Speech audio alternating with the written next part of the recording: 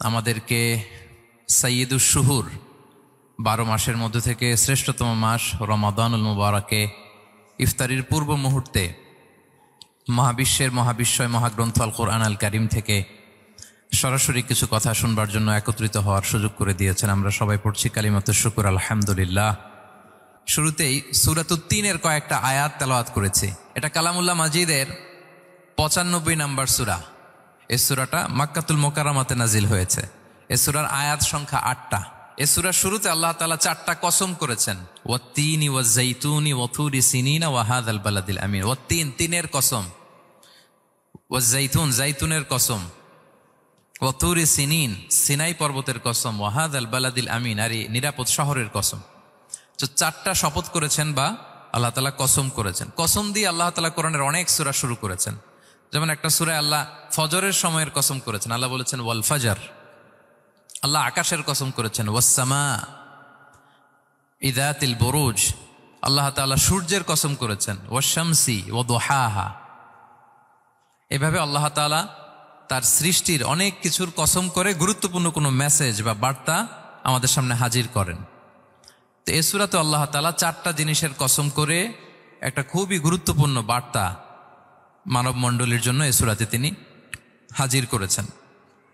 এই সূরাটা আমাদের অনেকেরই মুখস্থ আলহামদুলিল্লাহ, এবং আল্লাহ রাসূল সাল্লাল্লাহু আলাইহি ওয়াসাল্লাম প্রায় বিভিন্ন নামাজে এই সূরাটা তেলাওয়াত করতেন। বারা ইবনে আযিব রাদিয়াল্লাহু তাআলা আনহু উনি বর্ণনা করেন যে আমি একবার এশার সালাতে আল্লাহ রাসূল সাল্লাল্লাহু আলাইহি ওয়াসাল্লামের কণ্ঠে নামাজে সূরা 3 তিনি তেলাওয়াত করেছেন, আমি নিজ কানে শুনেছি। এবং ওনার কণ্ঠ যে এত মধুর ছিল, আমার জীবনে এত সুমধুর কণ্ঠের তেলাওয়াত আমি শুনি নাই। আল্লাহর হাবিব সাল্লাল্লাহু আলাইহি ওয়াসাল্লামের কোরআন তেলাওয়াতের যে কণ্ঠ এত সুমিষ্ট ছিল, এত চমৎকার ছিল, শুধু তেলাওয়াত শুনেই অনেকে শাহাদা পড়ে মুসলমান হয়েছে। আবু জাহেল মক্কা নিষেধ করতো যে কেউ যাবা না মুহাম্মদের কাছে, সে পাগল, সে গণক, সে মিথ্যাবাদী, সে জাদুকর, সে স্বামী স্ত্রীর মধ্যে বিচ্ছিন্নতা নিয়ে আসে, সে বাবা ছেলেকে আলাদা করে দেয়, তার কাছেই যাবা না। আর সে যা বলে শুনবাই না, কানে আঙ্গুল দিয়ে রাখবা। তো মানুষকে যেটা নিষেধ করা হয় বেশি, মানুষের ওইটার ব্যাপারে আগ্রহ থাকে বেশি। সে যত নিষেধ করতো মানুষ আরো বেশি বেশি যে শুনতো। মানুষকে সে কি বারণ করবে, সে দিনের বেলা নিষেধ করতো, রাতে যে লুকিয়ে লুকিয়ে নিজেই তেলাওয়াত শুনতো। তাহলে চিন্তা করেন যে আল্লাহর হাবিব সাল্লাল্লাহু আলাইহি ওয়াসাল্লামের কোরআনিক রেসিটেশন কত চমৎকার মেলোডিয়াস ভয়েস হলে স্বয়ং আবু জাহাল রাত্রিবেলা লুকিয়ে লুকিয়ে কোরআন তেলাওয়াত শুনতে যেত আল্লাহর হাবিব সাল্লাল্লাহু আলাইহি ওয়াসাল্লামের কণ্ঠে।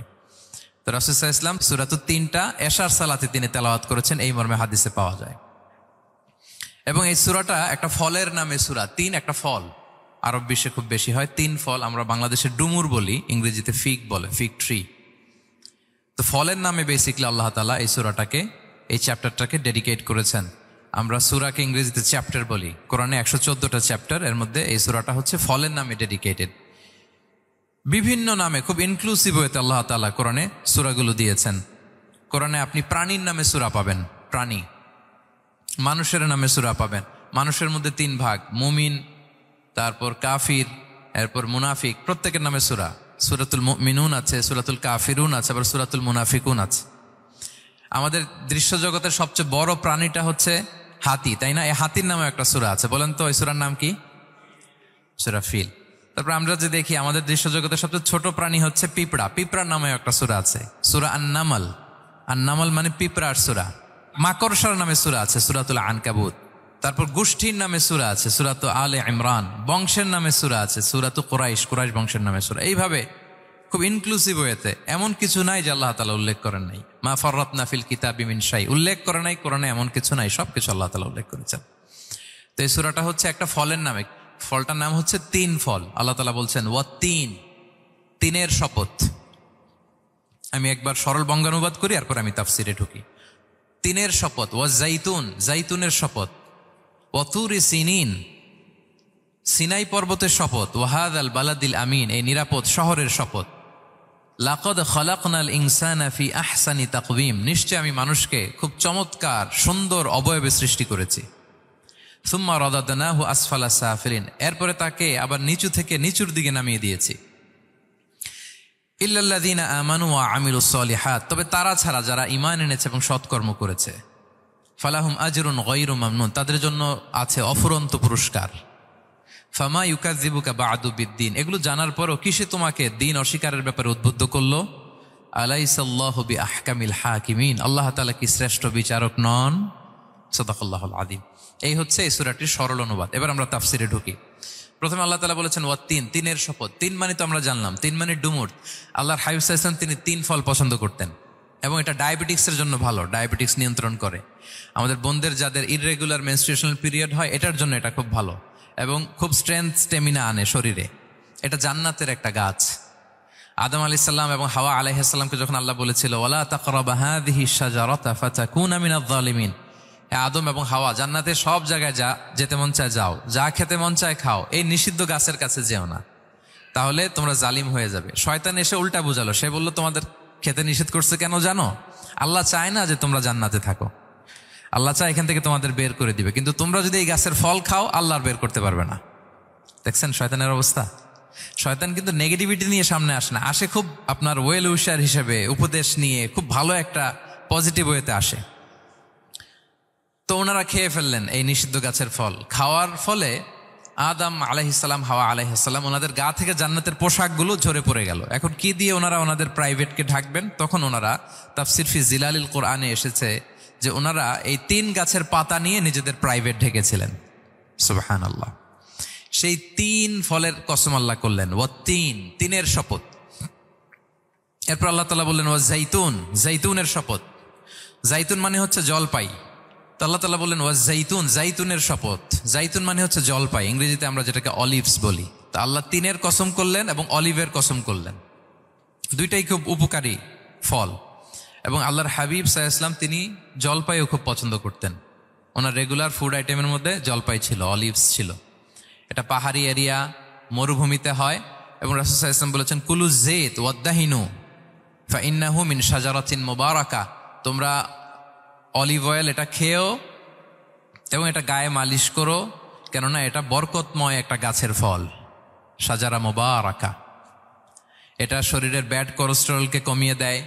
দাড়িতে অ্যাপ্লাই করলে, চুলে অ্যাপ্লাই করলে সহজে পাকে না দাড়ি চুল, এবং স্কিনে অ্যাপ্লাই করলেও স্কিনের জন্য ভালো, স্কিনের জন্য বেশ ভালো। এটা যাদের সুযোগ হয় আপনারা দাড়িতে চুলে অ্যাপ্লাই করবেন, খাবেন। এটা খাওয়াও যায়।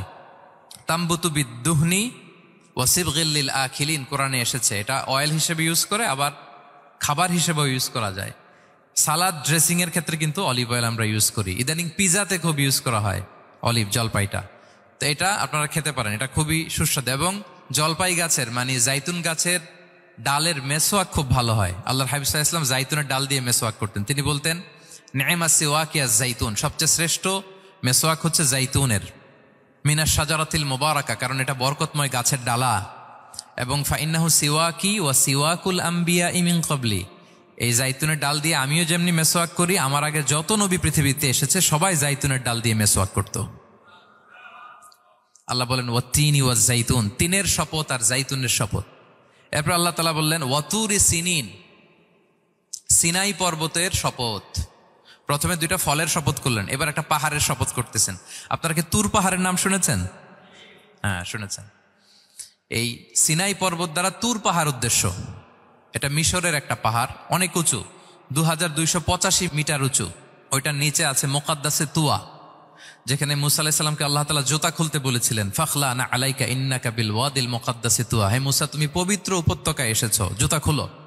তো ওখানে সব ধর্মের লোকেরা যায়, সব ধর্মের লোকদের জন্য তীর্থস্থান, মুসলিম, জুইশ, খ্রিস্টিয়ান সবাই যায়। এটা সিনাই একটা এলাকা আছে মিশরের, north south Sinai, north Sinai, এটা সাউথ সিনাইতে অবস্থিত। তো নিচে একটা খ্রিস্টানদের প্রাচীন গির্জা আছে, সেন্ট ক্যাথেরিনা গির্জা। সেখান থেকে চলতে চলতে আপনাকে উপরে যেতে হবে, ফজরের পরে আবার চলে আসতে হবে, তা না হলে দুপুরবেলায় 10টা-11টার দিকে এমন সূর্যের প্রখর তাপ ওই পাথরের মধ্যে লাগে, ওখানে আর থাকা যায় না। একেবারে তুর পাহাড়ের উপরে সেখানে খ্রিস্টানদের জন্য ছোট্ট একটা সিনাগোগ আছে, তারা প্রার্থনা করে। খ্রিস্টানদের একটা চার্চ আছে, মুসলিমদের জন্য ছোট্ট একটা মুসল্লা আছে, সুরাওয়ের মতো। আল্লাহ ওই সিনাই উপত্যকার কসম করেছেন, ওয়াতুরি সিনিন, সিনাই উপত্যকার কসম। এখানে আল্লাহ তাআলা মুসা আলাইহিস সালামকে তাওরাত দিয়েছিলেন, মেজর একটা আসমানি কিতাব দিয়েছিলেন, এবং সরাসরি মুসা আলাইহিস সালাম এই পাহাড়ের চূড়ায় বসে আল্লাহ তাআলার সাথে কথা বলতেন। ওয়াকাল্লামাল্লাহু মুসা তাকলিমা, উনি সরাসরি কথা বলতেন, এটা ওনার একটা স্পেশাল বৈশিষ্ট্য ছিল, ক্যারেক্টারিস্টিক্স। এবং আল্লাহ তাআলা নূরের তাজাল্লি দিয়ে এই পাহাড়কে একবার জ্বালিয়ে দিয়েছিলেন। আজও এই পাহাড়ের রংটা অনেকটা একটু লালচে, একটু কালোচে, একটু রেডিশ কালারের। এবং মুসা আলাইহিস সালাম ওই নূরের তাজাল্লির ঝলকে তিনি বেহুশ হয়ে গিয়েছিলেন এই পাহাড়ের উপরে। ইয়াজুজ মাহাজুজ যখন কিয়ামতের আগে আগমন করবে, তখন মুসলমানদের সেন্টার হবে। ঈসা আলাইহিস সালাম মুসলমানদেরকে নিয়ে ওইখানে অবস্থান করবেন, এই তুর পাহাড়ের ওখানে। এবং আল্লাহর হাবিব সাল্লাল্লাহু আলাইহি ওয়াসাল্লামের মেরাজের রাতে ইসরার সময় একটা স্টেশন ছিল এই তুর পাহাড়। জিবরাইল আলাইহিস সালাম এই তুর পাহাড়ে আল্লাহর হাবিব সাল্লাল্লাহু আলাইহি ওয়াসাল্লামকে নামিয়ে বলেছিলেন যে এটা জাবাল মুসা, আপনার ভাই মুসার পাহাড়, আপনি এখানে 2 রাকাত নামাজ পড়েন, দোয়া করেন। আল্লাহর হাবিব সাল্লাল্লাহু আলাইহি ওয়াসাল্লাম এই তুর পাহাড়ে 2 রাকাত সালাত আদায় করেছিলেন এবং দোয়া করেছিলেন। আল্লাহ এই তুর পাহাড়ের কসম কাটলেন, ওয়াতুরি সিনিন, সিনাই পর্বতের কসম, যেখানে তাওরাত কিতাব নাজিল হয়েছিল। এরপর আল্লাহ তাআলা বললেন ওয়াহাদাল বালাদিল আমিন, আর এই নিরাপদ শহরের শপথ। এই শহর দ্বারা মক্কা শহর উদ্দেশ্য, কারণ রাসূল সাল্লাল্লাহু আলাইহি ওয়াসাল্লাম তখন মক্কায় ছিলেন, মক্কা নগরী। এই শহরের পূর্ব নাম ছিল বাক্কা। মক্কা নগরীকে বলা হয় উম্মুল কুরা, সব শহরের মা, সব শহরের সেন্টার, পৃথিবীর নাভিস্থল। এবং আল্লাহ তাআলা বলেছেন মান দাখালাহু কানা আমিনা, এখানে যে প্রবেশ করবে সে নিরাপদ। হেরেমের মধ্যে কিন্তু কাউকে আক্রমণ করা যায় না, কোনো খুনিও যদি ঢুকে যায় অ্যাটাক করা যাবে না। তো জাহেলি যুগে এমনটা ঘটতো, কারোর সাথে কারো শত্রুতা হলে, ধরেন যে একজন তার বাবাকে হত্যা করেছে, তো সে তাকে পেয়েছে, ওই লোক বাঁচার জন্য দৌড়াতে দৌড়াতে হেরেমের ভিতরে ঢুকে যেত, কারণ সে জানে যে হেরেমে ঢুকলে সে আমাকে মারবে না। তো পরে সে যখন হেরেম থেকে বেরোতো, আবার তার সাথে যুদ্ধ শুরু হতো। এবং এই শহরের এত মর্যাদার কারণ হচ্ছে সাইয়েদনা ইব্রাহিম আলাইহিস সালাম তিনি আল্লাহর কাছে দোয়া করেছিলেন যে রব্বি জাআল হাযা বালাদান আমিনা, হে আল্লাহ আপনি এই শহরকে নিরাপদ করেন, ওয়ারযুক আহলাহু মিনাস সামারাত, আর এই শহরের অধিবাসীদেরকে আপনি ফলমূল দিয়ে রিজিকের ব্যবস্থা করেন। এখনো দেখবেন যে সারা পৃথিবীতে যেই ফল নাই মক্কাতে ওই ফল আছে, সারা পৃথিবী থেকে ফল ওখানে যায়। এবং মক্কার নেইবরিং সিটি তায়েফ, সেখানে অনেক ফল উৎপাদিত হয়, এখানে আসে। নিরাপদ শহর বালাদান আমিনা।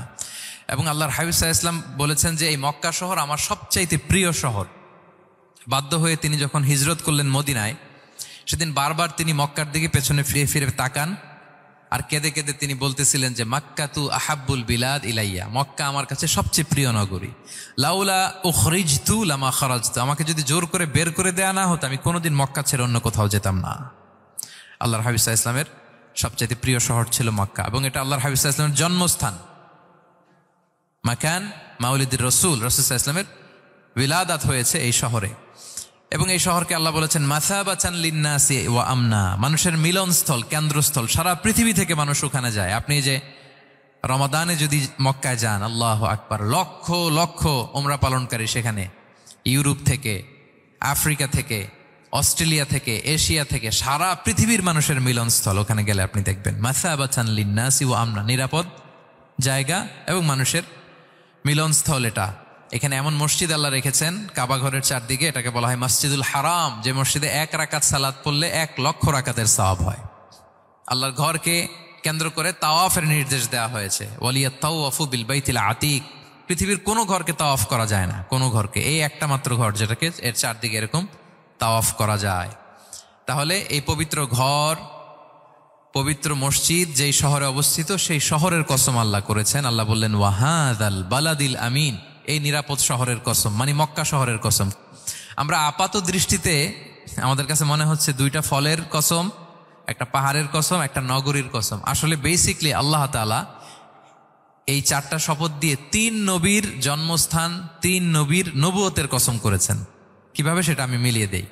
এই যে প্রথমে যে আল্লাহ বলেছেন ওয়াত্তিনি ওয়া জাইতুন, 3 এবং জাইতুনের কসম। পৃথিবীতে সবচেয়ে বেশি 3 এবং জাইতুন কোথায় উৎপন্ন হয় জানেন? ফিলিস্তিনে। কোথায়?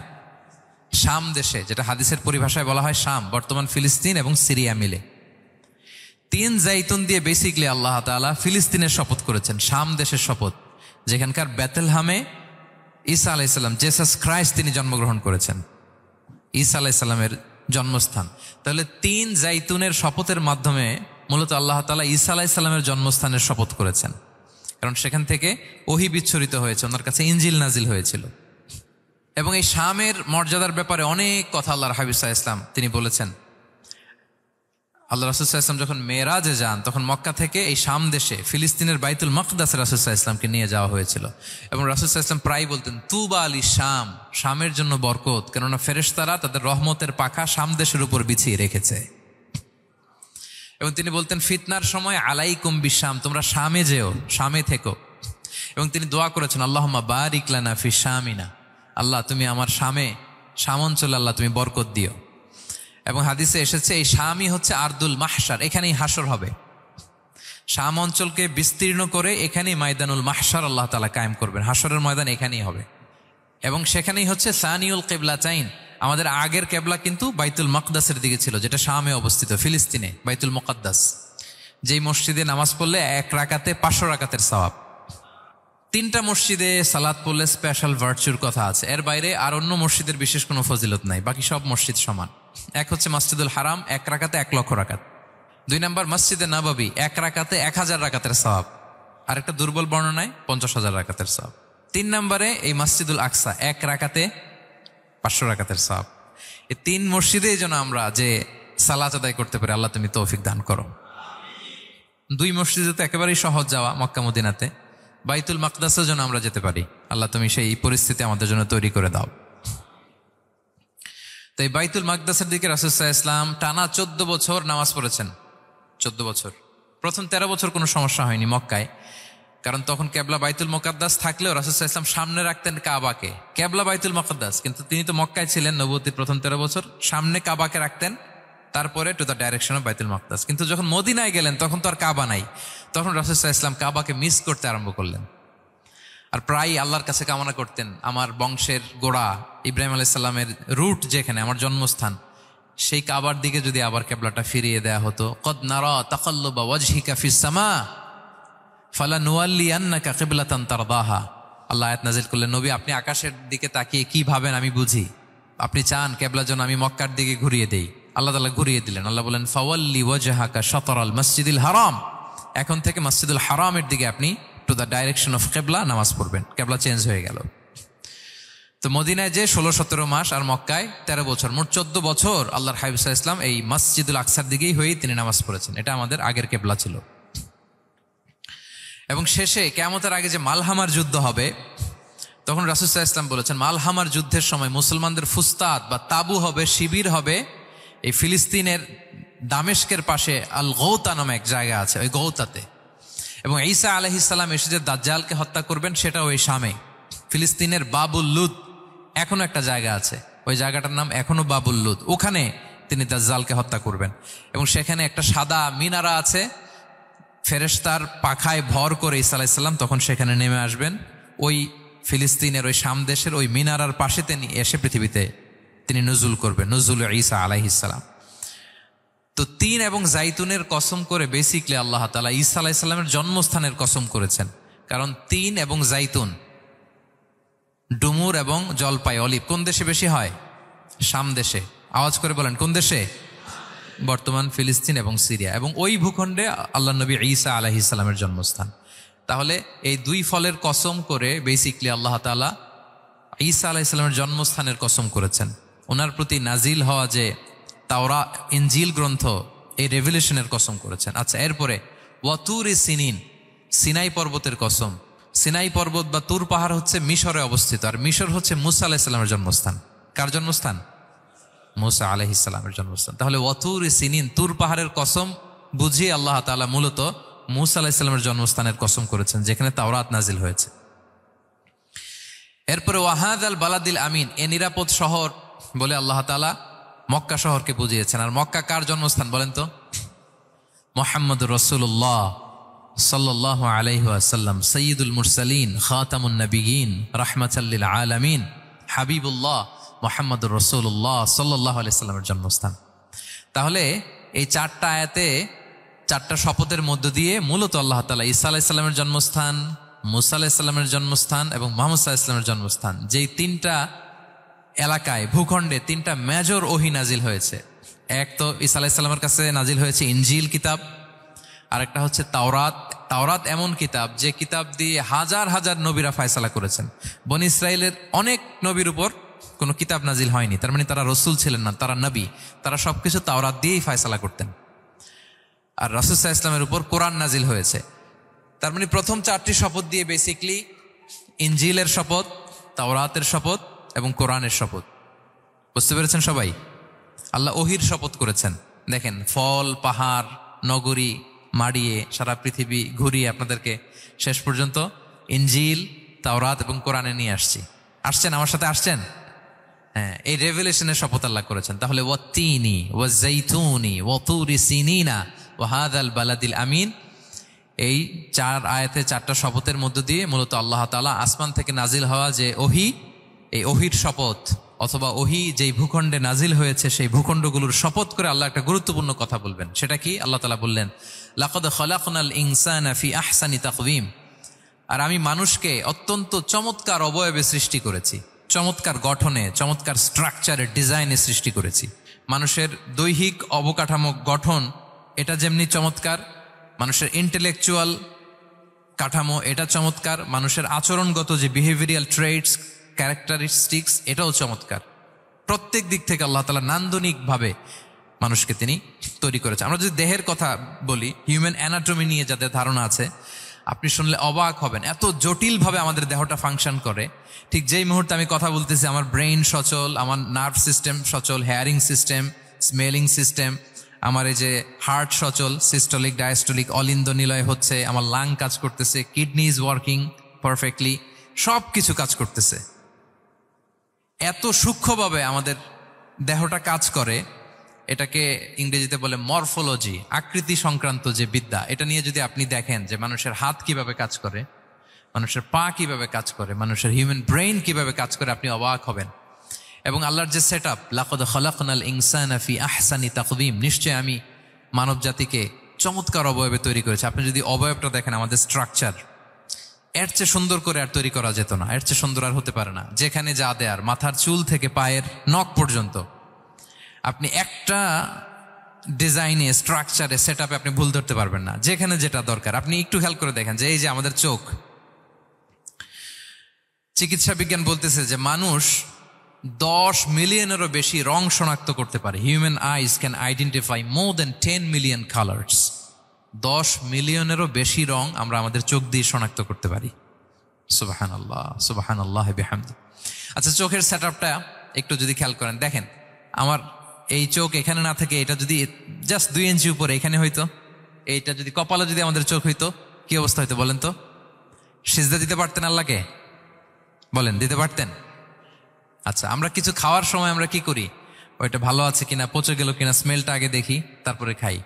দেখেন কত চমৎকার সেট আপ। একটু খেয়াল করেন, এই নাকের সেট আপ যদি এইখানে না থাকে, আমাদের নাক যদি পেছনে থাকতো, খাওয়ার সময় খাবারটা বাসি কিনা, ভালো আছে কিনা কি করতেন? লাকাদ খালাকনাল ইনসানা ফি আহসানি তাকওয়িম। আচ্ছা দেখেন, এই যে আমরা কান দিয়ে শুনি, এই যে কান পেঁচানো, মনে করেন না যে এমনি এমনি পেঁচানো, এই পেঁচানো, এটাই পথ না থাকলে আমরা শুনতেই পেতাম না।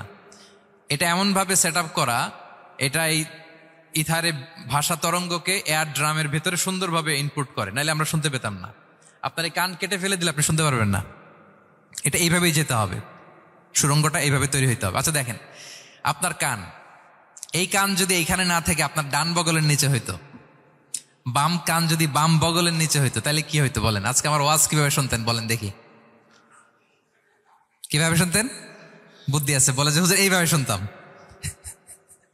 সুবহানাল্লাহ, সুবহানাল্লাহ। লাকাদ খালাকনাল ইনসানা ফি আহসানি তাকওয়িম, আমি মানুষকে সবচেয়ে সুন্দর সর্বোত্তম গঠনে তৈরি করেছি। দেখেন, কান দুটো এখানে থাকলে কথা শুনতে হইলে হাত উঁচু করে রাখা লাগতো। আল্লাহ, আপনি একটা একটা অঙ্গ দেখেন, ঠিক যেখানে যেটা যেভাবে সেট করা দরকার, আল্লাহ তাআলা দয়া করে অনুগ্রহ করে ঠিক সেভাবে তিনি সেট করেছেন। আমাদের চেহারার মধ্যে দেখেন এক একজনের এক এক রং। ওয়াখতিলাফু আলসিনাতিকুম ওয়া আলওয়ানিকুম ইন্না ফি যালিকা লাআয়াতুন লিল আলিমিন। আল্লাহ বলেন, তোমাদের ভাষার ভিন্নতা দিয়েছি, তোমাদের গায়ের রঙের ভিন্নতা, একজনের চেহারার সাথে আরেকজনের মিল নাই, একজনের ফিঙ্গারপ্রিন্টের সাথে। আয়াহসাবুল ইনসানু আল্লান নাজমাআ ইযামা বালা কাদিরিনা আলা আন নুসাউইয়া বানানা। মানুষ ভেবেছে সে মারা গেলে তাকে আমি তার অস্থি, মজ্জা, হাড়, গোশত, চামড়া জোড়া লাগাতে পারবো না। আরে তার আঙ্গুলির অগ্রভাগ পর্যন্ত আমি সুবিন্যস্ত করে আমার কাছে রেখে দিয়েছি, ফিঙ্গারপ্রিন্ট। আমাদের ফিঙ্গারপ্রিন্টগুলো আল্লাহর কাছে সংরক্ষিত, একজনের ফিঙ্গারপ্রিন্টের সাথে আরেকজনেরটা মেলে না। এই যে আমার 10 আঙ্গুলে 10টা ফিঙ্গারপ্রিন্ট, পায়েরগুলো হচ্ছে ফুটপ্রিন্ট, একটার সাথে আরেকটা মিলে। আমার এটার সাথে এটা মিলবে বলেন? আমার সাথে আপনারটা মিলবে? বর্তমানে পৃথিবীতে কত কোটি মানুষের বসবাস বলেন? এই যত মানুষ পৃথিবীতে আছে, একজনের আঙ্গুলের ছাপের সাথে, এই যে বায়োমেট্রিক্যাল অথেন্টিকেশন যে আমরা করি, একজনের ফিঙ্গারপ্রিন্টের সাথে আরেকজনের ফিঙ্গারপ্রিন্টের মিল নাই। একজনের ফুটপ্রিন্টের সাথে ফুটপ্রিন্ট, ইভেন একজনের আই প্রিন্টের সাথে। আমাকে একজন ওনার হসপিটালে নিয়ে গেল ঢাকায়, তো উনি ওনার দরজা খুলতেছে আই প্রিন্ট দিয়ে, মানে উনি না গেলে খুলে না। উনি আর ওনার খুব কাছের স্টাফ, এটা গুরুত্বপূর্ণ একটা অফিস, তো উনি চোখ দিল, আই প্রিন্ট নিল, এরপরে দরজা খুলে যাচ্ছে। দেখেন, একজনের আই প্রিন্টের সাথে আরেকটা আই প্রিন্ট মেলে না। সুবহানাল্লাহ। প্রিয় ভাইরা, একজনের ফিঙ্গারপ্রিন্টের সাথে আরেকজনের ফিঙ্গারপ্রিন্টের কোনো মিল আছে পৃথিবীতে? ফুটপ্রিন্টের সাথে, আই প্রিন্টের সাথে? কারণ ডিজাইনারটা কে বলেন তো? হুয়াল্লাযী ইউসাউয়িরুকুম ফিল আরহামি কাইফা ইয়াশা। মায়ের পেটে থাকতেই আল্লাহ তাআলা এগুলো ডিজাইন করে দিয়েছেন। আমি কেমন হব, আমার বৈশিষ্ট্য কেমন কেমন হবে, এই যে আমি যে আমার বাবা দাদা 14 পুরুষের ডিএনএ বয়ে বেড়াই, এগুলো সব নিয়ে আমার বৈশিষ্ট্য, আমার কণ্ঠস্বর, আমার ক্যারেক্টারিস্টিক্স, আমার ফিচার কেমন হবে, সব তিনি আল্লাহ তাআলা মায়ের পেটে থাকতেই ডিজাইন করে দিয়েছেন। সুবহানাল্লাহ। আল্লাহ বলছেন লাকাদ খালাকনাল ইনসানা ফি আহসানি তাকওয়িম। প্রিয় ভাইরা, কসম করার পরে আল্লাহ যে কথাটা বলেন এটা অনেক গুরুত্বপূর্ণ, খুবই গুরুত্বপূর্ণ বার্তা। আল্লাহ চারটা কসম করে তিনটা নবীর জন্মস্থানের শপথ করে তিনি বললেন লাকাদ খালাকনাল ইনসানা ফি আহসানি তাকওয়িম। নিশ্চয় আমি অত্যন্ত চমৎকার আকৃতিতে মানুষকে তৈরি করেছি।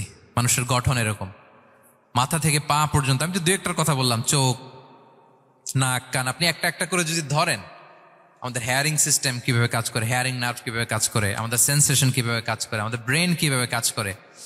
আমাদের এক একজনের ব্রেন 1.5 কেজি ওজন, 3 পাউন্ডের মতো একটা সুস্থ মানুষের অ্যাভারেজ ব্রেনের ওজন। এই ব্রেনের মেমোরি হচ্ছে 2.5 মিলিয়ন গিগাবাইট। আপনার মোবাইলে স্পেস কত বলেন, মেমোরি কত? হ্যাঁ, 512 জিবি। আর আমার আর আপনার ব্রেইনের যে মেমোরি, এই মেমোরি হচ্ছে 2.5 মিলিয়ন গিগাবাইটস। আল্লাহ, এই যে প্রতি মুহূর্তে আমাদের নিউরন কানেক্টিভিটি হচ্ছে, ব্রেনের স্নায়ুগুলোর যত কানেক্টিভিটি হয়, যত আমরা চিন্তা করে ব্রেনকে খাটাই, নতুন নতুন জিনিস আমরা তৈরি করতে পারি। এবং এমনভাবে আল্লাহ তাআলা এমন সফিস্টিকেটেড ব্রেইন আল্লাহ মানুষকে দিয়েছে, মানুষ পারে না এমন কিছু নাই। মানুষ যা কল্পনা করতে পারে মানুষ তা করে দেখাতে পারে। এজন্য আমাদের কল্পনার জানালাটাকে বড় করতে হবে। আই রিপিট, মানুষ যা কল্পনা করতে পারে, ইমাজিন করতে পারে, সেটা মানুষ করে দেখাতে পারে। ওই ক্যাপাসিটি দিয়ে আল্লাহ তাআলা মানুষকে তৈরি করেছেন। সুবহানাল্লাহ, সুবহানাল্লাহ। লাকাদ খালাকনাল ইনসানা ফি আহসানি তাকওয়িম। এই ব্রেনকে খাটিয়ে মানুষের কত ইনভেনশন, কত ডিসকভারি, মানুষ সভ্যতার পর সভ্যতা বিনির্মাণ করেছে। চোখ ধাঁধানো মানুষের আবিষ্কার, তাক লাগিয়ে দিয়েছে গোটা বিশ্বে একটার পর একটা করে। আল্লাহ এমনভাবে মানুষকে তিনি তৈরি করেছেন। লাকাদ খালাকনাল ইনসানা ফি আহসানি তাকওয়িম। চমৎকার অবয়বে, তার দৈহিক অবয়ব যেমনি সুন্দর, তার বুদ্ধিগত, তার চিন্তাগত, তার ইন্টেলেক্ট, এটাও তেমন সুন্দর, এটাও তেমন চমৎকার। পৃথিবীর কোনো প্রাণীকে আল্লাহ তাআলা এরকম হিউম্যান ব্রেনের মতো এরকম সফিস্টিকেটেড ব্রেন দিয়ে, ইন্টেলেক্ট দিয়ে তৈরি করেনি। এজন্য সব প্রাণী থেকে মানুষ আলাদা। সব প্রাণী থেকে মানুষের চিন্তা, বিবেক, বুদ্ধি এগুলো আলাদা। তাহলে দেখেন, মানুষের শ্রেষ্ঠত্ব মূলত এগুলোর দ্বারা। মানুষ যদি তার চিন্তা, বিবেক, বুদ্ধি খাটায়, সে শ্রেষ্ঠ হয়ে যায়। আমি একটা কথা প্রায় বলি যে মানুষ যদি ভালো হয় সে ফেরেশতার চেয়েও ভালো, আর মানুষ যদি খারাপ হয় সে পশুর চেয়েও নিকৃষ্ট। আল্লাহ বলেন উলাইকা কাল আনআমি বাল হুম আদাল লাহুম কুলুবুল লা ইয়াফকাহুনা বিহা ওয়া লাহুম আ'য়ুনুল লা ইউবসিরুনা বিহা ওয়া লাহুম আযানুল লা ইয়াসমাউনা বিহা উলাইকা কাল আনআমি বাল হুম আদাল। তাদের হৃদয় আছে, ওটা দিয়ে অনুধাবন করে না সত্যকে। চোখ আছে, ওটা দিয়ে সে সত্যটা দেখে না। কান আছে, হকের কথা শোনে না। উলাইকা কাল আনআম, আল্লাহ বলেন তারা প্রাণীর মতো, চতুষ্পদ জন্তুর ন্যায়। শুধু অতটুকুই না, বাল হুম আদাল, তারা তার চেয়েও নিকৃষ্ট, তার চেয়েও নিকৃষ্ট। তাহলে মানুষ ভালো হলে সে ফেরেশতাকে ছাড়িয়ে যায়, আর মানুষ নিকৃষ্ট হলে সে পশুত্বকে হার মানায়। কথা বুঝতে পেরেছেন? মানে আমরা ভালো হলে সবচেয়ে ভালো, খারাপ হলে সবচেয়ে খারাপ। একটা পশু আর একটা পশুকে হত্যা করে কেটে 20 টুকরা করছে, এরকম কোন নিউজে আসছে কোনোদিন? কিন্তু আশরাফুল মাখলুকাত মানুষ, তার মতো রক্তে মাংসে গড়া আরেকটা মানুষকে নির্মমভাবে হত্যা করে কেটে 20 টুকরা করে বস্তাবন্দি করে ডোবার মধ্যে ফেলে রাখছে। এরকম নিউজ আছে না বলেন? আছে। মানুষ তার মতো একটা মানুষকে নির্মমভাবে হত্যা করে। এরকমও তো আছে যে কেরোসিন দিয়ে তার মতো আরেকটা মানুষকে সে জ্বালিয়ে দিয়েছে, আছে না নাই বলেন? গ্রামের পর গ্রাম জ্বালিয়ে দেয়, জনপদের পর জনপদ ধ্বংস করে দেয়, বোমা মেরে শহর উড়িয়ে দেয়। লিটল বয় মেরেছিল আমেরিকান সোলজাররা জাপানের হিরোশিমা শহরের উপর। আমি হিরোশিমা তো গত বছর ভিজিট করে আসলাম, আমি নিজে দেখে এসেছি যে এখানে বোমটা মেরেছে। মুহূর্তের মধ্যে পুরো শহর ভ্যানিশ, এমন রেডিয়েশন। তো যেই আমেরিকান পাইলট বোমা মারতেছে সেও মানুষ, সেও কি? আর যাদেরকে ধ্বংসের জন্য এই লিটল বয় মারলো হিরোশিমাতে আর ফ্যাটম্যান মারলো নাগাসাকিতে, এরাও কি? তাহলে দেখেন, মানুষ তার মতো আরেকটা মানুষকে এরকম মেরে টুকরো টুকরো কুচি কুচি করতে সে দ্বিধাবোধ করে না। আল্লাহ, মানুষ গণহত্যা চালায়, জেনোসাইড। এই যে আমাদের বাংলাদেশে তো কিছুদিন আগে হলো গণহত্যা, হেলিকপ্টার থেকে গুলি করে বাচ্চা মেরে ফেলতেছে। কার বাচ্চা? কার কলিজার টুকরা সন্তান? Don't care. জনগণের টাকায়, ট্যাক্সের টাকায় কেনা বুলেট, হেলিকপ্টার দিয়ে জনগণকে, ছাত্রদেরকে হত্যা করা হয়েছে। দেখেন, সেও মানুষ। যারা হত্যা করতেছে, গণহত্যা, জেনোসাইড চালিয়েছে, তারাও মানুষ। তাহলে মানুষ যদি খারাপ হয়, মানুষের চেয়ে খারাপ আর কেউ হয়? আর মানুষ ভালো হলে মানুষের চেয়ে ভালো কেউ হতে পারে? মানুষ এমন জায়গায় যেতে পারে যেখানে ফেরেশতারাও যেতে পারে না। জিবরাইল ইসলামের যাওয়ার সীমানা যেখানে শেষ, মুহাম্মদ সাল্লাল্লাহু আলাইহি ওয়াসাল্লামের ঊর্ধ্ব জগতের কাহিনী সেখান থেকে শুরু। আল্লাহু আকবার। তাহলে মানুষ ভালো হলে ফেরেশতাকে ছাড়ায়, মানুষ খারাপ হলে পশুত্বকে হার মানায়। So the decision is yours. রাস্তা দুইটা, আপনি কোন দিকে যাবেন? আপনি কি ডান দিকে জান্নাতের পথে যাবেন নাকি বাঁ দিকে জাহান্নামের পথে যাবেন? সিদ্ধান্ত আপনার। আল্লাহ তাআলা বললেন, লাকাদ খালাকনাল ইনসানা ফি আহসানি তাকওয়িম। আমি মানুষকে চমৎকার আকৃতিতে তৈরি করেছি। হাতের মেকানিজম কি, পায়ের মেকানিজম কি, আমার চেয়ে আপনারা ভালো জানেন। এগুলো ঘন্টার পর ঘন্টা আপনি বলতে পারবেন যে কেমন ভাবে আল্লাহ তাআলা তৈরি করেছেন। আল্লাহ বলেন, মানুষকে আমি অত্যন্ত চমৎকার আকৃতি দিয়ে তৈরি করেছি। তার সৃষ্টিগত কাঠামো, তার বুদ্ধিবৃত্তিক কাঠামো, তার চিন্তাগত কাঠামো, তার আচরণগত কাঠামো, তার নৈতিকতায় তাকে এমন উচ্চ মর্যাদার আসন আমি দিয়েছি, এটা যদি সে অ্যাচিভ করে, বিলং করে, তাহলে তার চেয়ে শ্রেষ্ঠ কেউ আর হতে পারে। কিন্তু আল্লাহর দেয়া এই ক্যাপাসিটিগুলো, এই নেয়ামাগুলো যদি সে অ্যাকসেপ্ট না করে, সে যদি পশুত্বের পথে হাঁটে, সে যদি শয়তানের দেখানো পথে হাঁটে, তাহলে সে এত নিচে যাবে, অন্য কেউ আর এত নিচে যেতে পারে না। মানুষ যত নিচে যেতে পারে, ফেরেশতারাও অত নিচে যেতে পারবে না, জিন জাতিও পারবে না, কোনো প্রাণীর পক্ষে যাওয়া সম্ভব না। তাহলে মানুষকে আল্লাহ তাআলা এমন সফিস্টিকেটেড ওয়েতে তৈরি করেছেন, চাইলে সে সবার উপরে যেতে পারে। আবার চাইলে আল্লাহর দেয়া নেয়ামতগুলোকে যদি সে ভিন্ন খাতে প্রবাহিত করে, সে সবচেয়ে নিকৃষ্ট হতে পারে। সেটাই আল্লাহ বললেন, সুম্মা রাদাদনাহু আসফালা সাফিলিন। এরপরে তাকে আমি হীন থেকে হীনতর করেছি, নিচ থেকে আরো নিচে নিয়েছি। সে যখন ঈমান আনে না, সে যখন সৎকর্ম করে না, সে যখন আল্লাহর শেখানো, আল্লাহর দেখানো রাস্তায় সে চলে না, সে যখন তার নফসের কথা শুনে, সে যখন তার প্রবৃত্তির গোলাম সাজে, সে সবচেয়ে নিকৃষ্ট হয়। আসফালা সাফিলিন মানে একেবারে নিচে, এর নিচে আর নাই। আল্লাহ বলেছেন, ইন্নাল মুনাফিকিনা ফিদ দারকিল আসফালি মিনান নার। সেখানে আল্লাহ আসফাল বলেছেন। মুনাফিকরা জাহান্নামের একেবারে তলদেশে থাকবে। তাই মানুষ যদি ঈমান আর সৎকর্মের বলে বলিয়ান না হয়, সে এত খারাপ হয়, কেউ এত নিচে যেতে পারে না। বলেন, মানুষ যত নিচে যেতে পারে, জিন তত নিচে যেতে পারবে? ফেরেশতারা পারবে না। আর মানুষ যত উপরে যেতে পারে, ফেরেশতারা এত উপরে যেতে পারবে না। সো দুইটারই সুযোগ আপনার আছে। সুম্মা রাদাদনাহু আসফালা সাফিলিনের দুইটা ব্যাখ্যা। কোন মুফাসসির বলেছেন, যৌবনের পর, যৌবনে থাকে শক্তিশালী, বার্ধক্যের সময় যখন সে নুয়ে যায়, ছোট হয়, সে একেবারে দুর্বল হয়ে যায়, সেটা বোঝানো হয়েছে। আর অন্যান্য মুফাসসিরিন একরাম বলেছেন, না, আল্লাহর দেওয়া এই নেয়মা, ক্যাপাসিটি যখন সে সঠিক পথে কাজে লাগায় না, সে যখন প্রবৃত্তির অনুসরণ করে, সে তখন এত খারাপ হয়, এত নিচ থেকে নিচুতর হয়, এত হীন থেকে হীনতর হয়, তার চেয়ে হীনতর আর কেউ তখন হতে পারে না। সেখান থেকে বাঁচার দুটি রাস্তা আল্লাহ বলেছে। আল্লাহ বলছেন, ইল্লাল্লাযীনা আমানু ওয়া আমিলুস সলিহাত। তবে যারা ঈমান আনে এবং সৎকর্ম করে তারা ছাড়া। তারা ওই নিচু থেকে নিচুতর নয়, তারা শ্রেষ্ঠতর। ঈমান এবং সৎকর্ম, ঈমান এবং আমলে সালেহাত। কোরআনের অনেক জায়গায় আপনি আয়াতটা পাবেন, ইন্নাল্লাযীনা আমানু ওয়া আমিলুস সলিহাতি কানাত লাহুম জান্নাতুল ফিরদাউসি নুজুলা। নিশ্চয়ই যারা ঈমান এনেছে, সৎকর্ম করেছে, তাদের জন্য আমি জান্নাতে ফিরদাউস রেখে দিয়েছি। আল্লাহ বলেন, তারা নিকৃষ্ট হবে না যারা ঈমান এনেছে, সৎকর্ম করেছে। যারা কি এনেছে? ঈমান। আর কি করেছে? সৎকর্ম করেছে। ইল্লাল্লাযীনা আমানু, যারা ঈমান এনেছে, সৎকর্ম করেছে, ফালাহুম আজরুন গায়রু মামনুন, তাদের জন্য রয়েছে অফুরন্ত পুরস্কার, মানে জান্নাত। তাদের জন্য কি? ওই জান্নাতে যেতে আমরা চাই কি চাই না বলেন? রাস্তা কয়টা? এটা চলে গেছে ডান দিকে, এটার গন্তব্য হচ্ছে ডেস্টিনেশন জান্নাতুল ফেরদাউস। আর এটা শয়তানের পথ, এটা আপনার প্রবৃত্তির দেখানো পথ, এটা চলে গিয়েছে জাহান্নামে। So now the decision is years. আপনার ডিসিশন, কোন দিকে যাবেন, ডানে না বায়ে, জান্নাতে না জাহান্নামে? জান্নাতে যেতে চাই আমরা। ফালাহুম আজরুন গায়রু মামনুন, তাদের জন্য আছে অফুরন্ত নেয়ামত, অফুরন্ত পুরস্কার। আমরা যেন সেই পুরস্কার লাভে ধন্য হতে পারি, আমরা সবাই বলি আমিন। আল্লাহ বলেন এইভাবে 4টা কসম করার পরে, এত গুরুত্বপূর্ণ বার্তা হাজির করার পরে, তোমার ঘুমন্ত বিবেককে জাগিয়ে তোমাকে বার্তা দেওয়ার পরেও কিভাবে তুমি অস্বীকার করতে পারো আখিরাতকে? ফামা ইউকাযযিবুকা বা'দু বিদ্দিন, এরপরেও কোন বিবেকে, কোন আকলে, কোন সাহসে তুমি কর্মফল দিবসকে অস্বীকার করো? কোন সাহসে? এখানে দিন দ্বারা উদ্দেশ্য কর্মফল, ভালো করলে যে ভালো পাবে, খারাপ করলে যে খারাপ পাবে। দিনের অনেক অর্থ, এটার তাফসিরে গেলে সময় কুলাবে না। ফামা ইউকাযযিবুকা বা'দু বিদ্দিন, এরপরেও কর্মফলকে অস্বীকার করার সাহস তুমি কোত্থেকে পাও? কিসে তোমাকে উদ্বুদ্ধ করে কর্মফল দিবসকে অস্বীকার করতে? আলাইসাল্লাহু বিআহকামিল হাকিমিন, আল্লাহ তাআলা কি শ্রেষ্ঠ বিচারক নন? সূরা আবু দাউদে আল্লাহর হাবিব সাল্লাল্লাহু আলাইহি ওয়াসাল্লাম বলেন, কেউ যদি সূরাতুত তিন তেলাওয়াত করে, করতে করতে যদি শেষ আয়াতে চলে আসে, আর সে যখন পড়ে আলাইসাল্লাহু বিআহকামিল হাকিমিন, আল্লাহ তাআলা কি শ্রেষ্ঠতম বিচারকদের মধ্যে সর্বশ্রেষ্ঠ বিচারক জাজ নন, তখন সে যেন উত্তর দেয়, এটা তো আল্লাহর প্রশ্ন। আলাইসাল্লাহু বিআহকামিল হাকিমিন, আল্লাহ আমাদেরকে প্রশ্ন ছুড়ে দিয়েছেন যে আল্লাহ তাআলা কি শ্রেষ্ঠ বিচারক নন?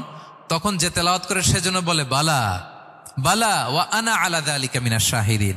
বালা মানে অবশ্যই, হ্যাঁ আল্লাহ অবশ্যই আপনি শ্রেষ্ঠ বিচারক, আর আপনি যে শ্রেষ্ঠতম বিচারক এই সাক্ষী আমি দিচ্ছি, এই ঘোষণা আমি দিচ্ছি। পড়েন সুবহানাল্লাহ। আপনি দেখবেন মসজিদুল হারামে,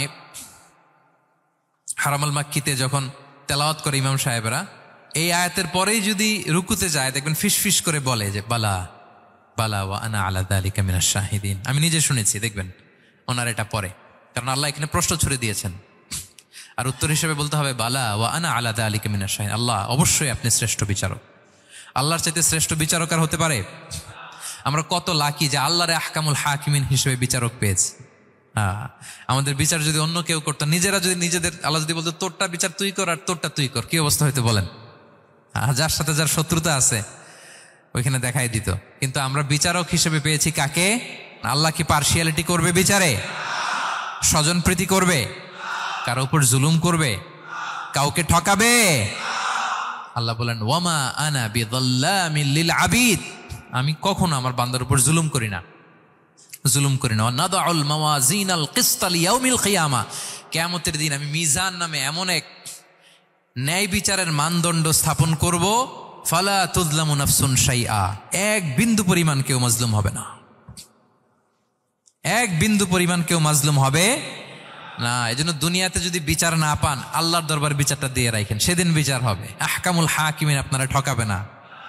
দুনিয়াতে বিচার পান নাই, মাজলুম হয়েছেন, মানুষ ভুল বুঝছে, কেউ আপনার ঠিক মতো বুঝে নাই, আপনার কথাটা কাকে বলবেন?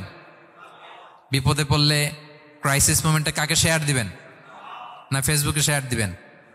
আমরা তো ফেসবুকে শেয়ার দিয়ে দিই এখন। ফেসবুকে শেয়ার দেওয়ার আগে, বন্ধুকে শেয়ার দেওয়ার আগে, স্ত্রীর কাছে শেয়ার করার আগে আমার সমস্যার কথা আগে শেয়ার করব কাকে? কারণ আলাইসাল্লাহু বি আহকামিল হাকিমিন, আল্লাহ বলছেন আমি কি শ্রেষ্ঠ বিচারক নই?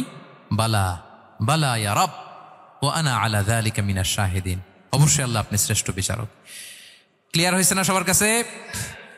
শপথ কয়টা ছিল? 4টা। মূলত নবুয়তের শপথ, তাই না? নবুয়ত আমাদের জন্য সবচাইতে বড় নেয়ামত, কারণ নবীরা যদি আমাদেরকে এই তথ্যগুলো না দিতেন, আমরা জান্নাত জাহান্নাম চিনতাম? ভাইরা বলেন তো, আখেরাত চিনতাম? এই যে আখেরাত হবে, পুলসিরাত হবে, day of judgement, day of accountability, আল্লাহর সুপ্রিম কোর্টের কাঠ গড়ায় পাই টু পাই হিসাব দিতে হবে, নবীরা না এসে বললে আমরা এত বুঝতাম না। নবীরা জান্নাত জাহান্নাম চিনিয়েছে, আল্লাহর বিশদ পরিচয় আমাদের সামনে তুলে ধরেছে, আখিরাতের পরিচয়, লাইফ আফটার ডেথ কিরকম হবে, সবকিছু আমাদের কাছে তুলে ধরেছে। সো নবুয়ত আল্লাহ তাআলার পক্ষ থেকে অনেক বড় নেয়ামত। 2 নম্বর নেয়ামত হচ্ছে আল্লাহ তাআলা আমাদেরকে যে ক্যাপাসিটি দিয়েছে, বুদ্ধিমত্তা, ইন্টেলেক্ট, বিচার বিশ্লেষণ, যেটা দিয়ে আমরা অন্যান্য সব প্রাণী থেকে আলাদা, এটাও আল্লাহর বড় নেয়ামত। এই নেয়ামতের শুকরিয়া যেন আমরা করি। এবং আমি যেটা বলেছি, মানুষ যেটা কল্পনা করতে পারে সেটা সে করেও দেখাতে পারে। সো আল্লাহ তাআলা যাকে যেই কোয়ালিটি দিয়েছে, ক্যাপাসিটি দিয়েছে, আমরা যেন এই নেয়ামতের শুকরিয়া করি। নেয়ামতের শুকরিয়া করলে এই নেয়ামত দেওয়ার ধারাবাহিকতা এটা বাড়িয়ে দেয় কে? লা ইন শাকারতুম লা আযীদান্নাকুম ওয়া লা ইন কাফারতুম ইন্না আযাবি লাশাদীদ। শুকরিয়া করলে নেয়ামত আরো বাড়িয়ে দেব। তাহলে প্রথম নেয়ামত ছিল নবুয়াত, প্রফেটহুড, প্রফেসি। এটা অনেক বড় নেয়ামত।